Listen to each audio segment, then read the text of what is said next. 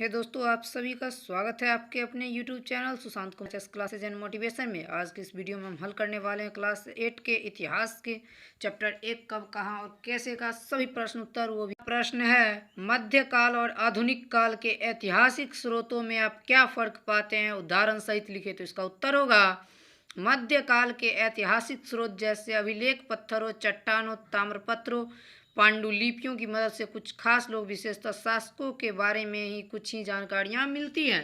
पर आधुनिक काल के ऐतिहासिक स्रोतों की संख्या अधिक व व्यापक जानकारी वाले प्रमाणिक हो गए हैं।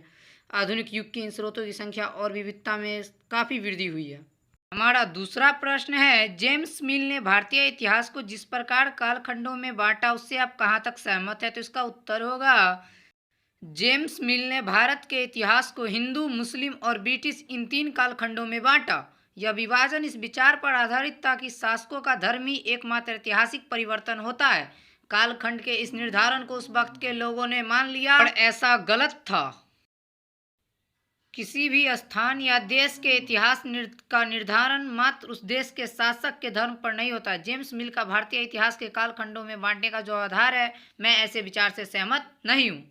तीसरा प्रश्न है, सरकारी दस्तावेजों को हम कैसे और कहाँ कहाँ सुरक्षित रख सकते हैं। तो इसका उत्तर होगा, अभिलेखागारों एवं पुस्तकालयों में हम दस्तावेजों को सुरक्षित रख सकते हैं। साथ ही तहसील के दफ्तर, कलेक्टर, कमिश्नर के दफ्तर, कचहरी आदि के रिकॉर्ड रूमों में भी सरकारी दस्तावेजों को सुरक्षित रखा जाता है।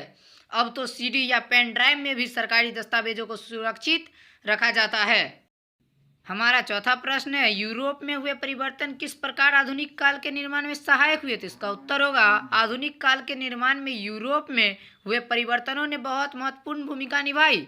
यूरोप में पुनर्जागरण का आंदोलन कर स्वतंत्र रूप से सोचना शुरू किया और राजनीतिक व धार्मिक सत्ता के खिलाफ आवाज उठाकर गणतंत्र की ओर दिशा बढ़ाई।